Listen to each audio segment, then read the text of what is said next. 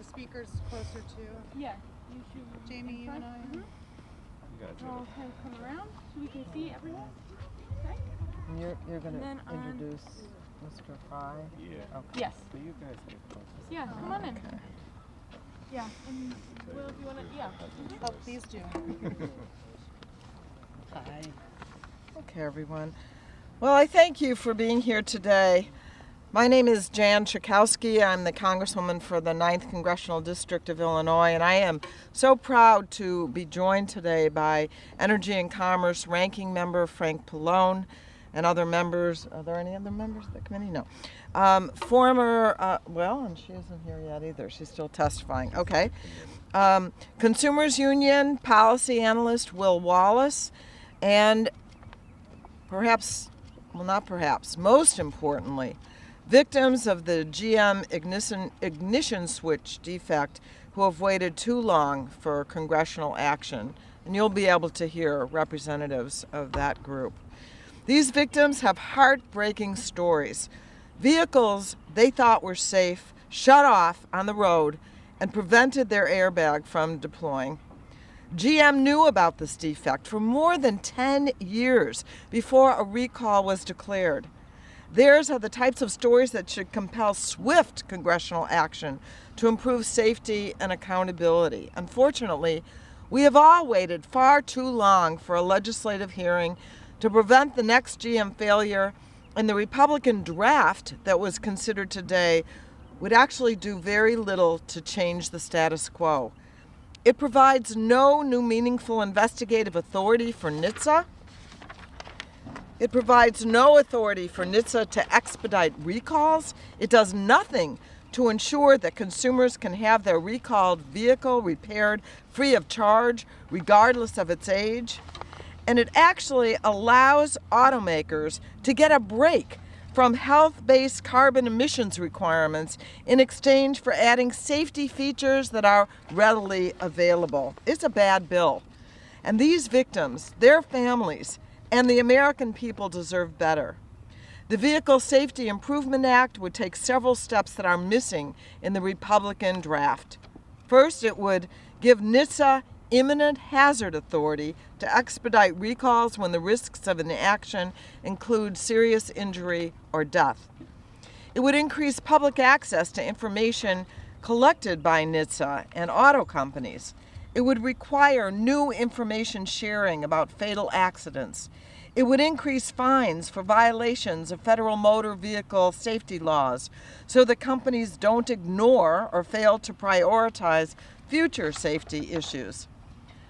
So again, the victims here today have waited long enough, too long, for action, and we will continue to work toward real solutions to meaningfully enhance auto safety. So next, I want to introduce Laura Christian from Harvard, Maryland. Laura is the birth mother of Amber Marie Rose, killed on July 29, 2005, when the car she was driving struck multiple trees.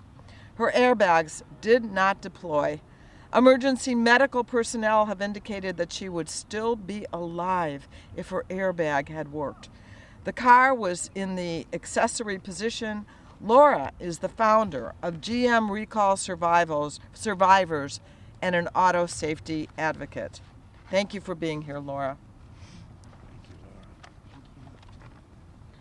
Thank you very much. Oh, thank you. Good afternoon. My name is Laura Christian, and I'm the founder of GM Recall Survivors and the birth mother of Amber Marie Rose, who was killed in a GM ignition switch defect crash on July 29th of 2005. Today is a sad day in our nation's history. We know that at least 200 people died and hundreds more were injured because GM executives failed to reveal a fatal defect. We have buried our loved ones because GM buried a deadly defect. And today Congress has failed us again by not advancing legislation that will stop actions like this in the future. Amber was killed when her airbags failed to deploy after her vehicle struck multiple trees. I was later told by emergency medical personnel that if her airbags had worked properly, Amber would still be with us today. How many needless deaths do we need to endure for Congress to take action that will stop corporate cover-ups? You may remember the Corvair. Such a sporty little car until the engine bolts rust, throwing the car into rapid acceleration. How about the Pinto? I believe it was nicknamed a barbecue built for four. Or the Ford trucks that seemingly were in the park position, but a defective transmission allowed them to slip into reverse. Or even Toyota? When Toyota argued that poorly designed floor mats, or worse, driver error, were to blame for sudden acceleration, while all along it was the floor pedal design they had to redesign in 9 million vehicles. And of course, the GM ignition switch cover-up that spanned a decade and has led to at least 200 deaths and many more injuries. A monetary slap on the wrist, barely felt by big corporations, is not going to stop the carnage. It is unacceptable after all these instances of corporate malfeasance that auto manufacturers are able to continue business as usual while families suffer unfathomable losses. No mother or father should bury their child because Congress refuses to do nothing. I urge Congress today to stop allowing corporate wrongdoers to hide from justice. And I thank Representatives Pallone and Schakowsky for their leadership to stop future preventable tragedies on our roads. Thank you. Now I want to introduce my good friend and a tireless advocate for auto safety, the ranking member on the Energy and Commerce Committee, Frank Pallone. Thank you, Jan. And thank you for, first of all, introducing and putting together this very important piece of legislation for auto safety, and also being our ranking member of the subcommittee. Now that we've had several hearings, as you know, on this, and Jen is always out front on trying to protect the consumer. I just wanted to thank Laura and Jamie, who I will introduce after I make some brief remarks. First of all, for being here and sharing their personal stories and reminding us why meaningful auto safety reforms are needed and are critical. Less than 2 weeks ago, we sat in the same hearing room as we're in today over in the Rayburn room, and we heard from Volkswagen about how they purposely deceive regulators and their consumers by installing defeat devices in their vehicles. And over the past 5 years, the world's 3 largest automakers have come before our committee to admit that they cheated the system and lied to American consumers, resulting in close to 150 fatalities and far more injuries. And clearly something has to be done. I've already called it the culture of corruption that is pervasive within the auto industry. We have to ensure that manufacturers are following the rules so that drivers are protected. And auto safety, in my mind, and I think in most people's mind, is not a partisan issue. Both Congressman Schakowsky and I, she took the lead, of course, introduced the Vehicle Safety Improvement Act earlier this year, and we thought that was going to be a starting point for a bipartisan, comprehensive auto legislation, and I stress bipartisan. But instead of working together to craft a bill that would put forth meaningful reforms, the Republicans opted to put forth a weak draft bill, which was the subject of the hearing today, that does not actually protect consumers. And I just think that the Republicans are failing to realize that the status quo is simply unacceptable. The reason I say the status quo is unacceptable is because already in 2015, traffic fatalities have increased by 14%, and we've seen more than 32 million vehicles recalled this year alone. When you purchase a vehicle from a manufacturer or a used car dealer, you should be assured that you're buying a safe car that's going to protect you and your family. And unlike the Republicans' draft bill that was the subject of the hearing today, the Vehicle Safety Improvement Act takes the lessons learned from the record 64 million recalled vehicles in 2014 and the 32 million recalled this year, and it tries to provide enhanced oversight, improve information sharing, and promote the safety of American cars. Now, Jan mentioned what her bill does, what our bill does to improve safety. I don't want to go into all the details, but I just wanted to mention a couple of things. First of all, in terms of penalties, the act would make it more costly for auto manufacturers to simply disregard or fail to comply with safety standards. If the penalties aren't strong enough, they're simply going to ignore them. So that's probably one of the most important things. And the other thing is to provide information. I always believe in the right to know. Whether it's an environmental bill, a consumer bill, if we empower consumers to know more about what's going on behind them, I think it makes a difference. So the other thing I wanted to mention about the Vehicle Safety Improvement Act is that it really improves, increases the amount and accessibility of information that auto manufacturers must share with NHTSA and the public about vehicle safety issues. There's a lot more, but I think those two things, the right to know and increased penalties, are probably the most important. Now I want to now introduce Jamie Fry. He can speak directly to why these reforms are so critical. Jamie, who's from Quakertown, Pennsylvania, is a United States Marine who was severely injured after his Chevrolet Cobalt hit a tree north of Philadelphia in December of 2006. The airbag failed. He spent 19 days in a coma before waking up and learning how to walk again. The trauma Jamie has endured is unthinkable, but I applaud him for his willingness to share his experience and thank him for his service in the Marines. And I hope that we can look at the type of pain he's endured and use his experience, his unfortunate experience, to develop a strong bill that will ensure others don't have to face the same predicament. So thank you, Jamie.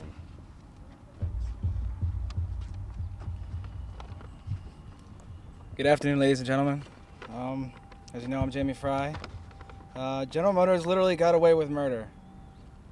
And with the infliction of the brutal, lifelong injuries I'm now inflicted with for the rest of my life, you think Congress would step up and let something else happen. Unfortunately, that's not happening. I am now currently struggle every day with serious residual effects. I have a 3.2 centimeter cyst in my brain, and it's there forever now. They said there's nothing really I can do about it.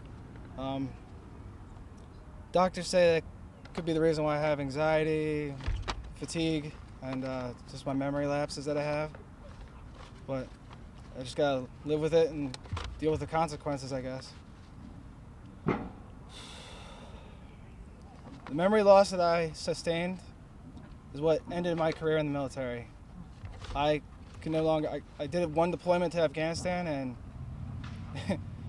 it was like every day I wanted to hurt myself, but I just kept going. Just the fact that when you start losing stuff and you're working on aircraft, especially in Afghanistan, pilots start to wonder why you're even there working on their aircraft. And basically I had a chaperone with me every step of the way over there to make sure that I didn't lose anything. I could do the work, no problem, but I could not keep count on my tools, which I had a personal chaperone there just to watch me do my work. I would do all the work, they would sit there and make sure that all my stuff was accounted for. But life is full of surprises. And this is what could have killed me, and obviously it killed several other people. And I'm here to talk about how it shouldn't happen ever again. I wish that the GM executives now would face up to their lies and their scruples, just because it's the right thing to do. I came to Washington today to urge Congress to honor the lives of those killed and seriously injured like myself, and our elected officials need to stand up to the auto industry and do what is right for the American public when the companies they decide to cover up defective cars. There's no reason. I don't want to go buy a brand new car thinking that, oh, I'm not going to have anything wrong with it. Then a year later, I'm in a coma. It's not how I planned my Marine Corps career, but that's how I spent the last 6 years in the Marines, recovering from a coma.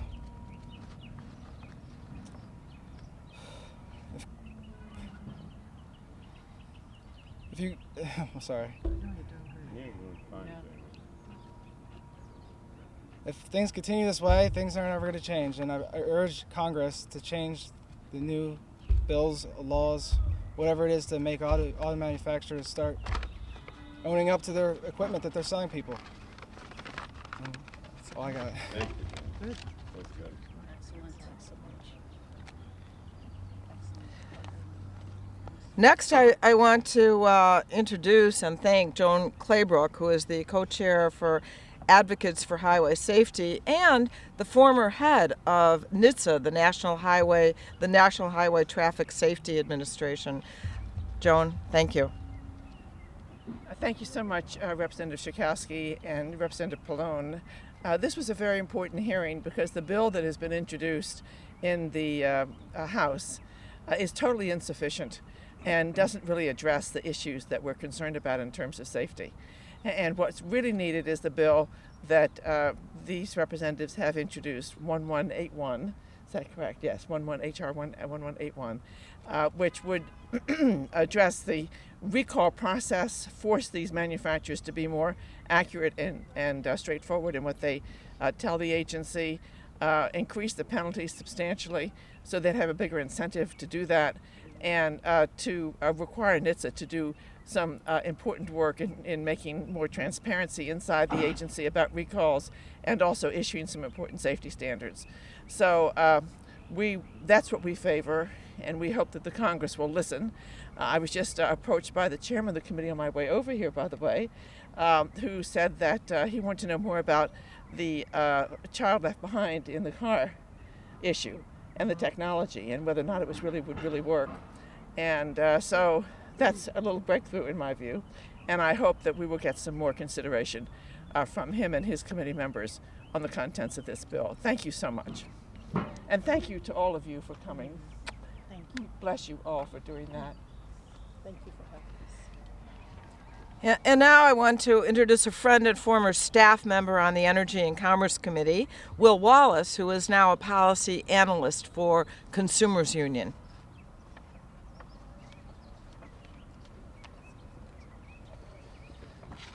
I also want to thank all the speakers for their powerful words and for being here today. Consumers Union, the policy and advocacy arm of Consumer Reports, urges the House to take strong action against the corporate accountability crisis in the auto industry. Unfortunately, there are too many examples. VW cheated emissions tests. Takata, Chrysler, and GM, each of them hid the truth about dangerous defects. They didn't tell the truth, and lives were lost. We have a chance for the House to step up and pass a tough safety law that will deter future lawbreaking and prevent automakers from delaying recalls. Instead of moving forward on the committee majority's legislation, the House should take up the Schakowsky-Pallone bill, the Vehicle Safety Improvement Act, because it includes the tough measures consumers deserve.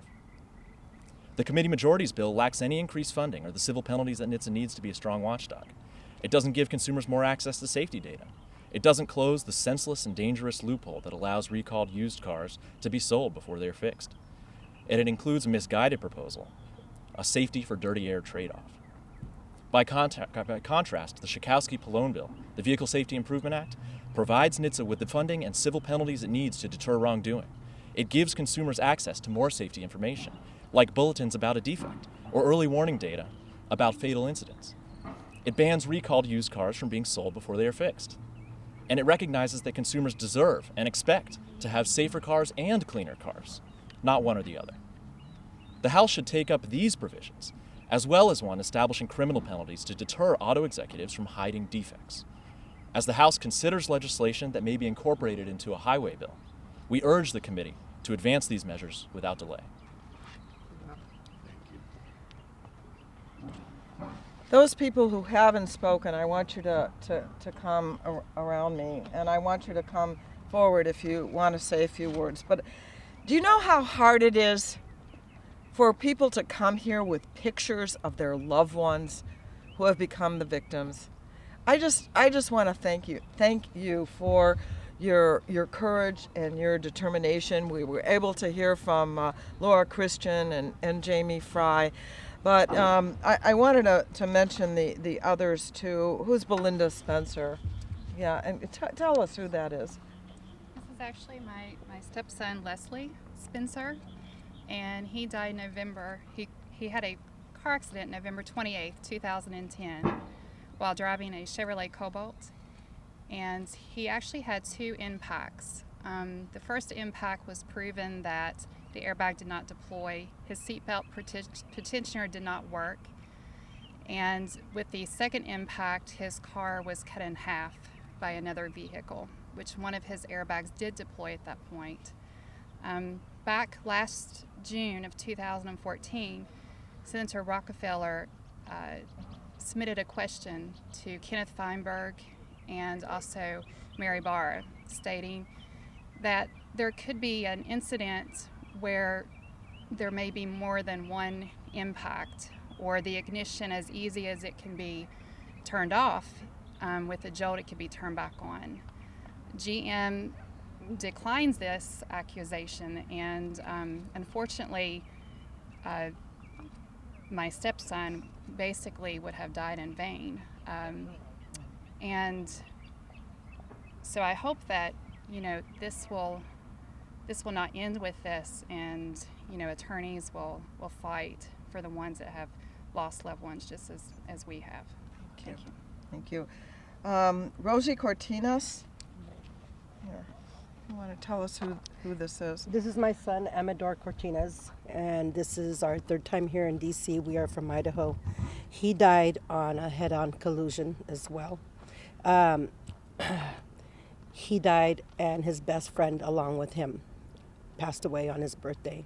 We just had to come up to his second year on Sunday, this past Sunday. He died in 2013 on the 18th of October. My son was only 23 years old, and I am here once again to save others' lives so that they will not suffer as we are suffering, losing our loved ones or with lifelong injuries. And that is our mission. Thank you. Maria Coronado? It's Monica Coronado. Oh, I'm sorry. Monica, I had that, Monica. I'm sorry. I'm here to be a come voice. closer. I'm here to be a voice for my brother Amador. We come from a very tight-knit family. I really want people to know that we are voices for other people, and we do appreciate everyone who tries to help and support us in being that voice, and coming up front and making GM and all manufacturers responsible for them not taking action on the recalls, and making it more accessible to consumers who invest in their products. Because of them, we've lost a lot of loved ones, and we'll keep fighting and being a voice for them. So we're not going to be quiet and just sit back just because you tell us no. So Thank you. Thank you, Monica. We have Sherry, is it? Sharkey. Sherry. Hi, my name's Sherry Sharkey. My son Michael Sharkey was killed 9 days after buying a Cobalt.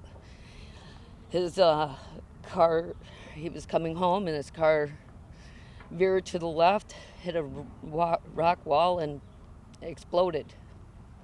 He got out. He was 100 feet downhill, but because of General Motors, he died with 72% burns. He only had that car 9 days. It's unfair. We have to get these laws passed. They need to hold dealerships accountable, not just a fine. I lost a son. My daughter's lost a brother. My ex-husband lost a son. Thank you. Thank you. Now we've got Mary and Leo Ruddy, who have the picture of Kelly Aaron Ruddy, who died. Say a few words. Yes. GM knew for 10 years that this ignition switch defect, and they did not inform the public. Our daughter Kelly passed away in 2010. I shouldn't say she was passed away, she was murdered by General Motors, along with all the other victims were murdered by General Motors. My wife spent 4 years, my wife and I, especially my wife, who knew it was a mechanical defect from the beginning, but we could never prove it. GM came to town, took our black box, wouldn't give it back to us. I won't go through the whole story, but it took 4 years until it finally came out. We came to Washington hoping to make a change so this wouldn't happen to other families and victims. At that time, we had no lawsuit, we had no legal representation. Our sole purpose is to hope that we could contribute to make some change. At the time, it seemed hopeful with the Congress and the Senate hearings. We were extremely disappointed with the Justice Department. I was looking forward to those hearings for over a year, and to find that there were no criminal charges placed on any individual. And what needs to be done, if any change is going to be made, if this don't happen to other people, there needs to be prison sentences. Their engineer, DiGiorgio, they know he knew about it. He acknowledged it. Why he was off the hook, I don't know. He was saying that other people besides him knew about it. I'm sure he was going to name them and did name them. Why the Justice Department felt they didn't have enough for a cover-up or to show there was a conspiracy is beyond me. But I would just hope that there is some change made through our representatives in the future. I know today's bill isn't going to go anywhere, but I would hope in the future there is something done to that these people will be prosecuted. That's the only way, because they don't care. Their pockets are deep. You find them, it makes no difference to them. The part in our daughter's car and the other people was 57 cents. It was cheaper for them to pay off a few people that knew about it, had a lawsuit, than to replace that 57 part in our vehicles. Thank you. You want to say something? Yes, now? I do. Okay. Briefly, okay. Yes.